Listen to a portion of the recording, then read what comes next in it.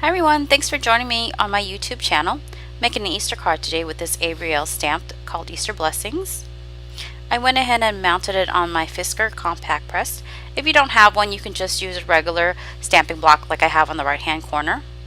I went ahead and cut down watercolor paper to 4x5. And we're going to do some embossing today. So I'm going to use this Versamark ink. In case you've never used it, it's actually really sticky and tacky and great for embossing.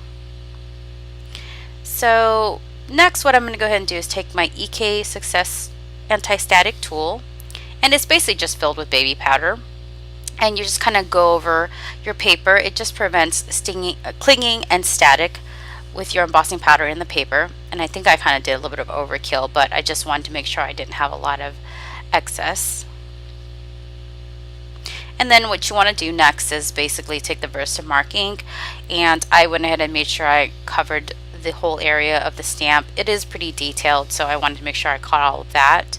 And next I'm going to go ahead and line it up on my grid line for my mat, and because I just want to make sure when I do stamp it, it'll be straight. Sorry about that, it started getting dark, and so I kind of switched so the lighting's a little bit different, but I went ahead and pressed down, and as I said, it is very detailed, so I wanted to make sure I got all of the stamps, so I went ahead and pushed it in. And I grabbed just some general computer paper and folded it in half for scratch paper to catch all of the embossing powder. So I'm going to go and add that. That's, I believe, is Stupendous Detail Gold embossing powder. And if you don't want to have scratch paper, I know a lot of card makers also use coffee filters, but I don't drink that much coffee to have coffee filters, but that's also another thing you can use to catch all of that. And they're pretty cheap, and you can just throw it away. And I just realized I missed some spots. As you can see, I missed the E on the Easter and some other spots, so you can just kind of reapply it. And then see there's some excess on the left, and you just kind of flick the paper and get all the excess off. And so just kind of check it, and I think it was pretty good. And I thought I missed a couple spots, so I added a little bit more. Sometimes it helps, sometimes it doesn't, but it doesn't really matter. So just kind of flick all the excess off again. And I kind of tried to show you guys. And then you basically will just pour all the excess back into the bottle. So the next part is the embossing. So what you want to do is heat up your heat tool for a little bit. I'm going to go ahead and turn on some music and fast forward, and I'll join you after that's done.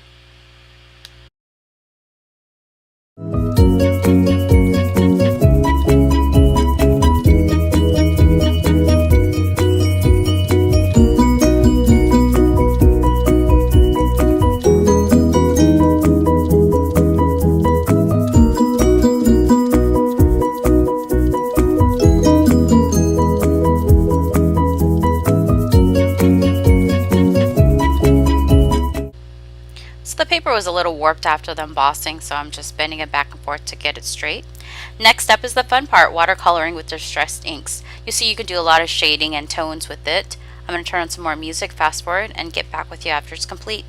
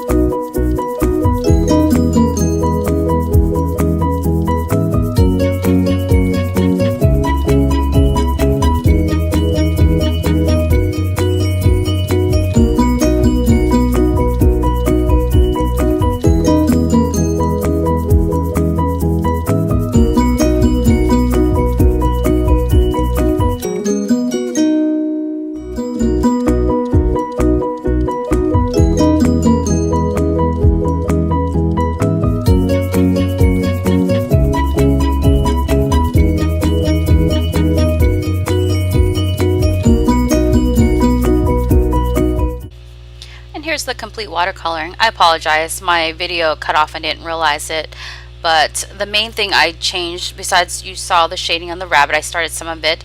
I did add some pink on the cheeks as I'm pointing out to you. And that's really it. So as you can see, you could do a lot of gradations just by doing the different waters and such.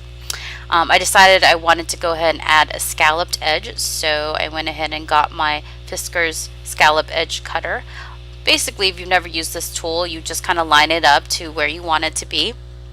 And you'll go ahead and punch it in the middle, and then you're going to have, see the two sides there, so you'll just line it up to the left, and then you'll line it up to the right, and you'll punch out all the extra stuff. So I'm going to go ahead and do that. I like these tools, but they are pretty bulky, so I don't have very many of them. And the hard part is always doing that second part, because it's not as stable as it was originally with the first part, and there's just a little bit of scraps on the bottom, as you'll see, and I'll just pick that up and throw it away. And then next steps, I decided I wanted to go ahead and add a little bit of paper on the bottom. And I apologize, I didn't realize I was off the camera. But I went ahead and did the same thing with this extra cardstock here. I scalloped the bottom, brought in some regular cardstock that I went ahead and folded. I lined it up to the card because I wanted to make sure it wasn't too big.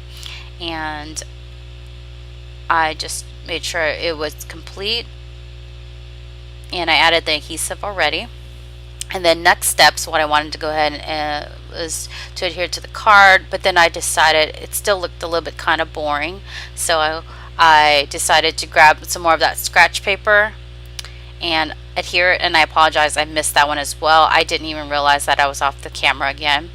And then this one is a corner rounder, so I decided to go ahead and round the top part. And sorry, off again, but I went ahead and just rounded the top. And then next thing is to go ahead and add adhesive on the backing. And I went ahead and just used regular foam squares here and added a whole bunch because I wanted it to be stable. If you decide to mail it, then it wouldn't get flattened.